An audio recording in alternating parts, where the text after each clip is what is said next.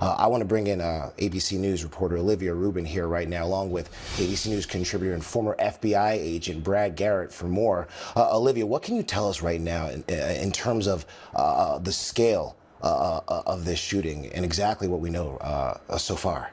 Well, you just laid a lot of it out right there, right? So they're talking about hundreds of people were inside of a church when this 40-year-old male suspect, as they laid it out, rammed the front doors of the church, went inside, started shooting before, as officials said, he was neutralized by law enforcement. But like, really what's so difficult here for law enforcement is that fire that they believe was deliberately set, that sort of pushed them back. And what they were able to do a bit, as you've heard, they just got that fire out about within the hour, is how they put it. Sources have also told ABC News that there was a partial collapse of the church building. So you can imagine you're already dealing with an active scene, an active gunfire scene with hundreds of individuals on site. And then you add in a fire with a partial collapse. That complicates it even more than it already was. That's also why officials are saying right now, tragically, that they do believe that they will be finding more victims here. They didn't say whether they would be alive, hopefully, or deceased, but they did say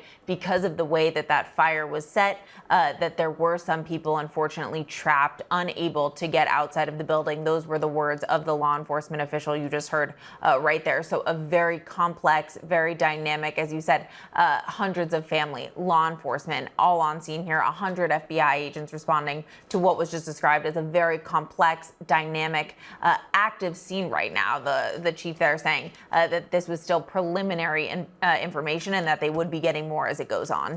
And we heard the chief say that this shooting began at 10:25 a.m. That's when church starts. This is a massive church. He said hundreds of people were inside right now, obviously taking part in the service. When the shots rang out, obviously when the officer said the suspect allegedly ran his vehicle into the front door, his exit, it began shooting. I want to turn now to Brad Garrett. Brad, what are the first steps in an investigation like this? What are you watching for as all the facts start to come out and things begin to unfold? So the first thing, obviously, is determine that, yes, he did this alone. And secondarily, are there any devices, additional devices around the church, or, as you mentioned earlier, they're doing a search of his residence, what might be there? Obviously, at the house may give them some key points, things that he's written, things on his computer. Did he have inflammatory devices of some sort? Because, it looks like to me, again, this is so preliminary, is that he shot a fair number of people. If he had an automatic weapon and he had people in church and there were hundreds of them, I would have thought there would have been more people shot, which would suggest that if he started the fire, that's what he was doing before law enforcement arrived and engaged him. But, once you've got everything to a safe level, then obviously you have to figure out, what do we have here? Assuming there's nobody else connected, are there people, obviously, that know this person? Or was there information that he possibly was going to go do something like this? That's another part of this investigation. But, the real key here, obviously, is how could he have done what he did? And it looks like to me that part is pretty simple. He just literally drove his truck. It's like somebody walking into a school or a place of business and just using an assault weapon and start shooting people, which sadly we've had to talk about too much. So, all of these things kind of have to go together at the same time. The FBI probably are sending their evidence response team. I'm going to guess this is a rural part of Michigan. The FBI have trained evidence response teams in every field office, so they'll probably come. They mentioned that there's hundreds of people to interview. The FBI will help with that, as well as ATF. The key elements for ATF and FBI are, what started this fire, because that can help them through this investigation. And obviously, they have to do, these are really morbid type searches where you have to go through and literally find people that died in a fire. But all that will have to be done in a meticulous fashion, because every aspect of this case, as you move through it, sort of lays or plays into each other as far as motive, inflammatory stuff used, the weapon, and it all goes together to show maybe what you have here. And again, as I mentioned earlier, secondarily, if he is connected to anybody, what were the motivators for him to do this today? And the thing that we're focusing right now is the swell of the federal response already making their way to Grand Blanc, Michigan. We heard the chief of police there say that those 100 FBI agents are already on their way. And we're now seeing the response from Attorney General Pam Bondi, who released a statement on X. I want to read that real quick. Releasing a statement saying, I'm receiving briefings about what appears to be a horrific shooting and fire at an LDS church in Grand Blanc, Michigan. FBI and ATF agents are en route to the scene now. Such violence at a place of worship is heartbreaking and chilling. Please join me in praying for the victims of this terrible tragedy. Brad, this follows the mass shooting at a Catholic church in Minneapolis just back in August. How can people stay safe when they're trying to worship? It is a huge, huge dilemma. I mean, if you look in particular at how the how different faiths have taken on different forms of covering themselves as far as security, hiring off-duty law enforcement in uniform to be at the church. I mean, some churches, obviously, folks of the Jewish faith in particular. I've done security audits at 2 different churches or synagogues here in D.C. about what they can do, in fact, if they have a situation where somebody tries to get in the church. The problem with what this guy did, assuming a truck would fit through the front door of other churches, I mean, that's pretty, even if the place had law enforcement there, if he just literally drove his truck into it, that's a whole different, situation. But having said that, people are going to have to think, in particular, do they really need more security, or at least somebody outside of the perimeter that could slow down, detour, whatever it might be, someone that has ill intent to come into the church. The problem with that, obviously, is that can be expensive.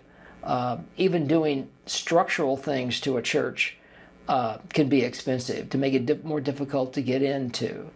So, this question gets asked of me almost every day of what can we do? Why should we be scared? And I say the answer is you shouldn't be scared, but you need to be prudent.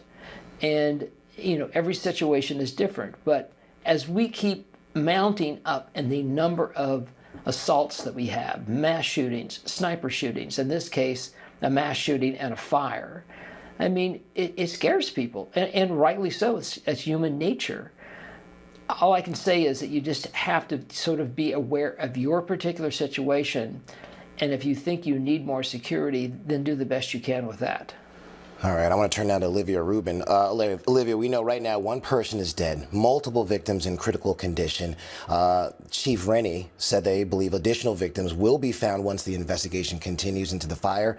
He also said that the suspect used an assault rifle. What more are you learning about the suspect in this? Well, what's going on right now, very likely, there's multiple aspects of the investigation, right? But 2 big ones. There's the scene, clearing the scene. They're looking for victims. They're interviewing witnesses. But there's also certainly, I would bet you, a major investigation already going on into this suspect right now, right? Based on what the chief says, it does seem like they already have an ID on him. They talked about a 40-year-old male suspect. It's likely they are talking about search warrants. They're probably executing one on his home. And just having been in this investigative unit at ABC News for years, we have spent years digging in to suspects who commit these horrific acts, why they do it. It's very similar to, how investigators do it. They are likely out right now already trying to get in contact with the suspect's family, with the suspect's friends, with the suspect's coworkers, whoever may have known him, spoken to him recently, and might have an indication on why he did this, because that's so key here right now,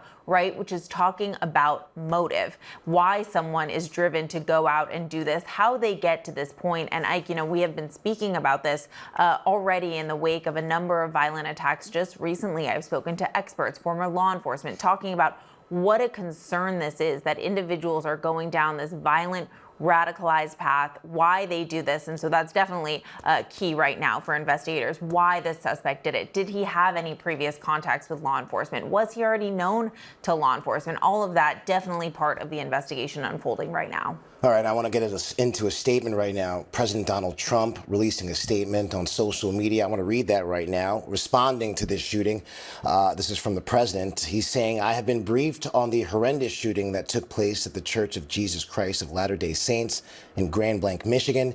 The FBI was immediately on scene and will be leading the federal investigation and providing full support to state and local officials. The suspect is dead, but there is still a lot to learn. This appears to be yet another targeted attack on Christians in the United States of America.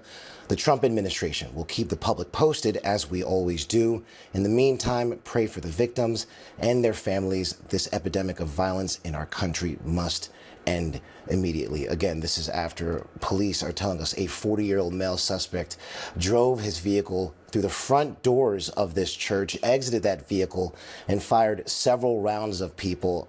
Officials are telling us, obviously, the church has been set fire. We know the roof has been partially collapsed.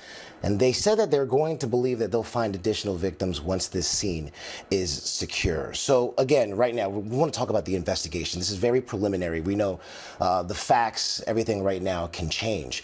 So in terms of this investigation right now, we heard the chief of police say that about 100 FBI agents will be coming down here to talk to witnesses.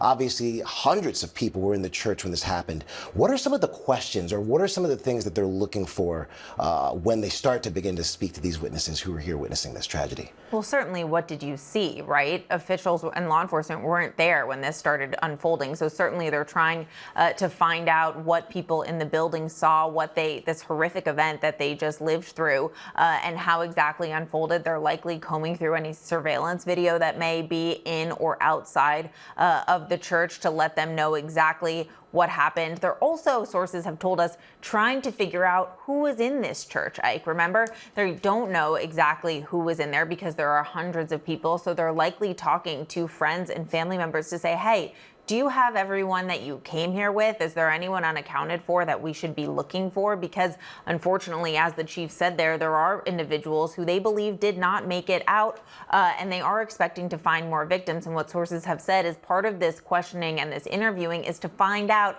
and get an exact number on who was in that church so they know exactly who they are looking for. Again, if they do already have an ID on this suspect, perhaps they are asking if they know anything about him. Does he have any connections to this church? Was he a member? We don't know any of that information yet, but all of those types of questions are what law enforcement and investigators are asking, combing through the scene right now so they can paint that full picture of exactly what happened. Because as we just heard from law enforcement there, everything they just said is preliminary, Ike. That is how these investigations go. This unfolded just at 10:25 a.m. As they work through the day, every minute, every hour, they are going to learn more information about exactly what happened here. So all of those questions posed to people on site so they can figure out exactly that. And I want to talk to Brad real quick right now. Brad, we heard from the chief of police say that as soon as that suspect rammed his car into the front door, he was met with two officers who engaged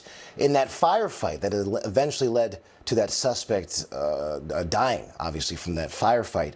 We know now of what happened in Minneapolis back in August. Can you talk to us right now about the threat environment that we're seeing in this country right now? So many different types of targets are being victim of these tragedies, these shootings. What is the threat environment like right now?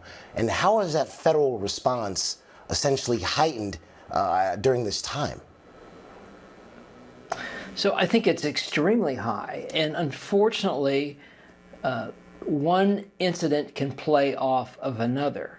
I mean, you had over 2 weeks ago, a sniper killing in Arizona, and then a couple days ago, you had one in Texas. Do they play off each other? I'm inclined to think yes.